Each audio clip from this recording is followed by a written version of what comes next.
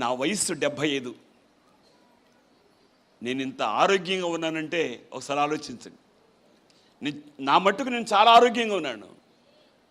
నా వయస్సు కలిగిన వాళ్ళు నా క్లాస్మేట్స్ కొంతమంది ఉద్యోగాలు చేసుకుని రిటైర్డ్ అయిపోయారు. నాకు ఉద్యోగం లేదు, సద్యోగం లేదు. దేవుడి దయ వల్ల ఉద్యోగం లేదు, ఏమి లేదు. నాకు ఎన్నో ప్రయత్నాలు చేసి అది చేయాలి ఇది చేయాలని చేశా, ఏది కుదరలా. మా నాన్నగారు teacher, head master, elementary school. తక్కువ చదివేది ఆ కాలంలో. కాదు చదువుకుంటే ఉద్యోగం వచ్చేసేది. అవునండి, ఆడికిడికి లంచాలు ఇచ్చేం జారలే నేను. మా నాన్న గవర్నమెంట్ వాళ్ళు పిలిచి ఉద్యోగం ఇచ్చారు, దండం పెట్టి. ఆ రోజుల్లో దండం పెట్టి ఉద్యోగాలు ఇచ్చేవాళ్ళు. ఆ రోజుల్లో దండం పెట్టి చదువుకుంటే చాలండి, దండం పెట్టి. కానీ నేనెంత ప్రయత్నం చేసినా నాకు రాలే ఉద్యోగం. తెగ ప్రయత్నం చేశాను లంచం పెట్టాలని. లంచాలు ఇచ్చి ఏదైనా లంచం ఇచ్చాను, ఉద్యోగం చేసుకుందాం, ఏదో ఒక ఉద్యోగం దొరుకుతాం, రైల్వే ఉద్యోగం దొరుకుతుంది, ఈ ఉద్యోగం. చివరికి అన్ని డబ్బులు పాడు చేసిన తర్వాత మా నాన్న పంతులు గారు high school, elementary school headmaster, నేను హై స్కూల్ హెడ్ మాస్టర్ అవుదామని ఏదో government high school, training high school Bandar వెళ్తుంటే పెడలో నా సర్టిఫికెట్లు పోయింది. పెడంలో స్టేషన్ నా రైలు బండి నా సర్టిఫికెట్ పెట్టి మొత్తం పోయింది. దాంట్లో సున్నుండ్లు గిన్నుండ్లు అని మా అమ్మని, సున్నుండ్లు అంటే మహా ఇష్టం నాకు. సున్నుండ్లు గిన్నెలు చేసి పెట్టింది దాంట్లో.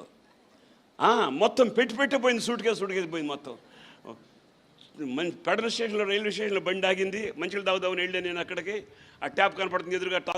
తాగి ట్రైన్ ఎక్కాను, పెట్టి చూస్తాం. ఇంకేముంది చూస్తాం.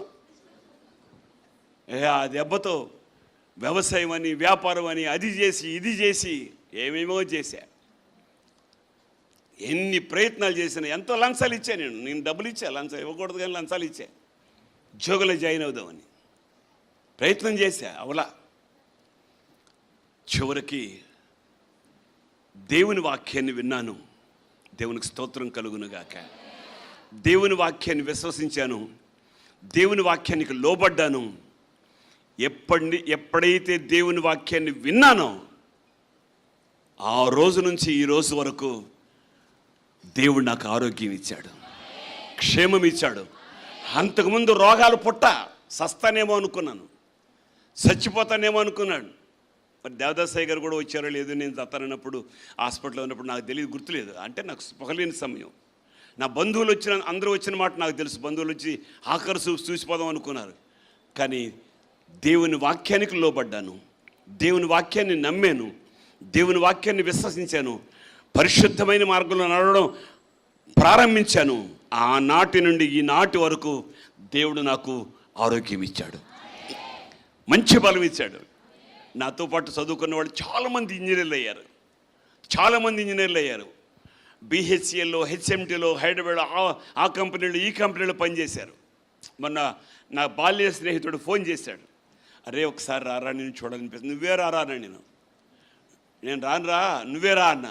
నేను రాలేనురా, నువ్వు రారా, నేను చూడాలని ఉంది అన్నాడు. నేను వెళ్ళే, నా బాల్య స్నేహితుడు వెళ్తే ఆ అడ్రస్ చెప్పాడు నాకు, పలానా చోట ఉన్నాను రారని. నేను వెళితే ఆడు గుమ్ము, నేను ఆ రోడ్లో ఆ ఇంటి ముందు బండి ఆపి ఫోన్ చేశా. అటు బయటకు వచ్చాడు. ఒక కర్రకి మూడు ఉండి కింద పంగల్లాగా ఇట్లా అటు కర్ర వేసుకుని అట్లా వస్తున్నాడు. నా ఫ్రెండ్, నా క్లాస్మేట్ అడు. అట్ట వస్తున్నాడు కర్ర వేసుకుని. నేను చూడండి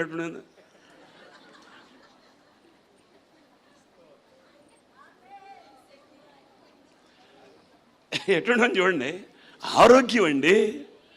దేవుని వాక్యాన్ని వినండి. ఆమె విని, ఆయన నామాన్ని గురించి విని అక్కడి నుంచి పడుగావులు పడుతుంది. ఎక్కడెక్కడి నుంచో వచ్చారు. పాస్టర్ గారు చెప్పారు, గుంటూరు, మచిలీపట్నం, ఆ ఊరు, ఇవన్నీ ఎక్కడి నుంచో వచ్చారు. వినండి అమ్మా, వాక్యాన్ని వినండి, బాగుపడిపోతారు అంతే.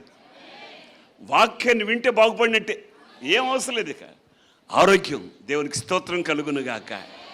హల్లెలూయా, హల్లెలూయా.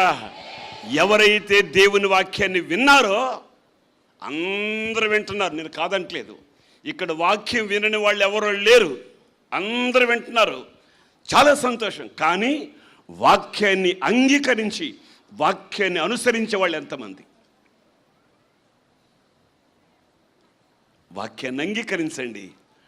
దేవుడు మీ సర్వ శరీరానికి ఆరోగ్యం ఇస్తాడు, ఆరోగ్యం ఇస్తాడు. దేవునికి స్తోత్రం కలుగును గాక. హల్లెలూయా.